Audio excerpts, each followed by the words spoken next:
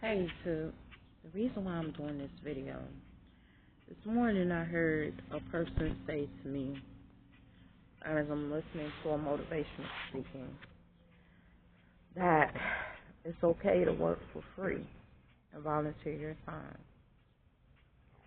People, in today's society, we're living in a slave society where there are many people with slave mentality. We cannot, at no point, afford to work for free. When we volunteer our services, we may volunteer maybe for nonprofit organizations that we know that actually do what they say they're going to do. Now that's understandable, but you cannot devote an 80-hour shift voluntarily working for free.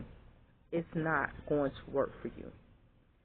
You can't be the type, if you're volunteering your time, to be the first person to show up and the last to leave, because it's not going to work for you. If society was good and was what it's supposed to be, that would work. But the society that we live in right now is tainted. You can go in, you can volunteer to work for free. And I can honestly tell you, because I have been in situations similar to this where I have volunteered to do certain things. I have worked for free for certain things, and people thought that they had played me for a fool. And they will say certain things, even when you're working for a pay. If the pay is less than what it's supposed to be, that of course they feel like they're playing you for a fool.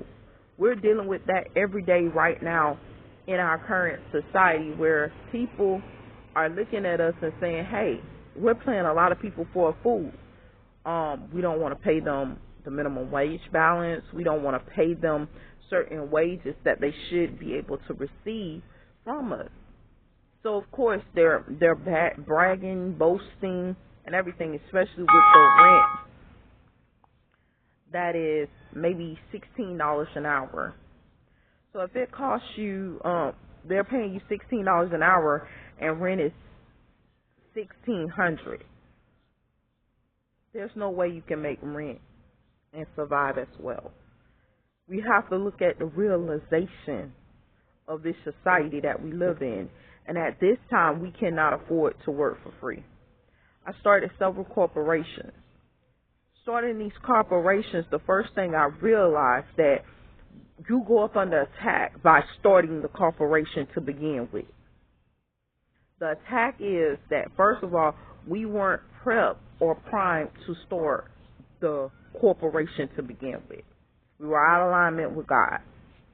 They're not going to tell you that. Then on top of it, you have multiple other situations that's going on. Your family's out of line with God. You out of alignment with God. Now you have these people coming in perpetrating like as if they God. And you have so many different things going on, and the ones that's actually serving God that could be godly or could be looked at as a God. It's just too much tainting and not enough reviving, saving, renewing, regrowing, rejuvenating of minds, bodies, and souls. So you're going to go through that. You're going to go through people trying to make a fool of you. The first thing we have to realize is that we're connected to wisdom. We're connected to life. We have life in us. Even in death, there is still life. We seen that in the statements of the roses, you know. So we started wondering, why was Freemasons doing a rosary bush? Why was the Catholics talking about roses and all this different stuff? It's because even in death there is still life. This is part of the reason why they're killing people off and doing all this craziness, because even in death there is life. But what's happening is we're waking up to the truth about what really happened to our people that were considered slaves. See, they didn't tell you that because our people was like those roses and was considered not to have life, they called us niggas. And those people that they called niggers was people that was connected to corporations. And it extended back to our roots or our people, how we do things and the way things are. You even see it biblically when we talk about things in the Bible, where we talk about the resurrection. We talk about so many different things that extend back to that. So when they began to enslave us, they didn't want to pay us. So basically we were dealing with a slave culture that don't want to pay us for our work. So we can't go out and we cannot work for free because we're not already receiving adequate pay as corporations. We're not receiving adequate pay as African American people or any people of any culture that connects to this, because to be totally honest with you, what I'm starting to realize is that their cultures are separated. Like, we have our people who come and have been derived from God and have came to respect God, be at the bottom constantly in every culture. And it's starting to show that imbalance. And a lot of times the people are bitter, so you would not even know that they're godly people because of their bitterness towards God.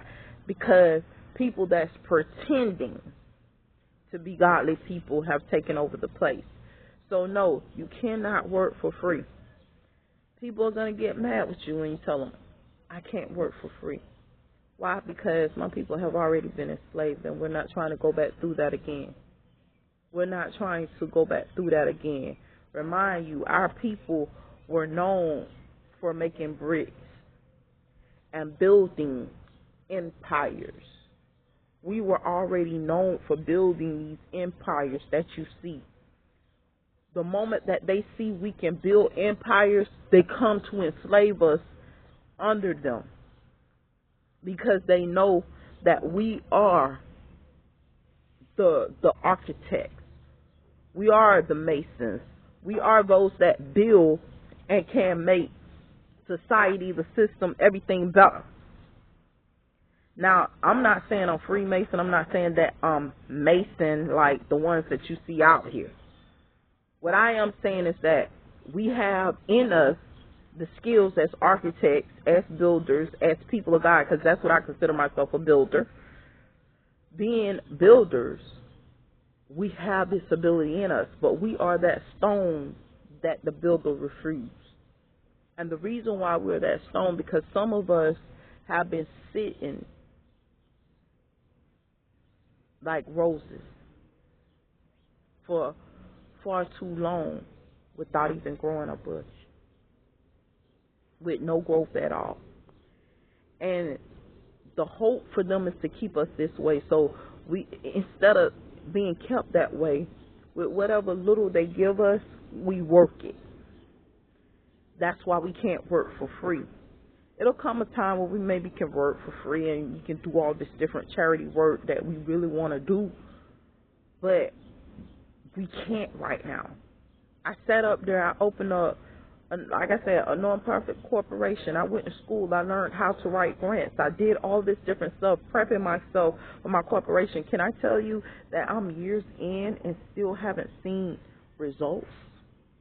And it's not from a lack of trying. I have a for-profit corporation. I'm years in seeing no results, no progress, and it's not from a lack of trying. And on top of that, I use my name. I put my name out there first, and my name is a corporation. Do you understand what I'm saying? So there is no way that you could tell me anything, because basically, if you fund me, you fund anything around me, you funding my corporations, period. This is just how it is. But a lot of people aren't aware of what's really going on with our people. Our people are being forced to work for less than they deserve. This is building up a generation of people that they're going to try to enslave. So when you're making less than what you deserve, you can't build a storehouse. Our people are being forced to spend revenue that they don't want to spend. I don't care how a person looks at it. I don't care if they say, oh, well, we're in extended animation, we're in simulation, we're in all this mess that they're talking about. We're roses, we're dead, whatever you want to call it, we're niggas, whatever you want to call us. I don't care how you look at it. You cannot go out there and work for free at no point or no time. Well, work for free for us for 2 weeks. No. I can't work free for you at all, because behind my labor comes productivity. And that productivity comes with the cost, because it costs me every time that I'm not with my son. I can't tell you that I had to cancel 2 play dates with my son already. I'm even scared to even schedule another play date with him, because I folded on 2 play dates already. I don't even want to schedule another play date with him. I just want to arrive and get there. These come with sacrifices and costs. But guess what? Don't nobody care about your costs if you don't care. Don't nobody care about your sacrifice if you don't care. We must use sound wisdom and not work for free, because guess what? It costs me to go out there and work. It costs me time with my family. It costs me time with my kids. It costs me to actually go out there and work. But guess what? The only thing that I get back is a little bit of compensation, which I can say, I went to work for you, which is my children, which is myself, to make things better.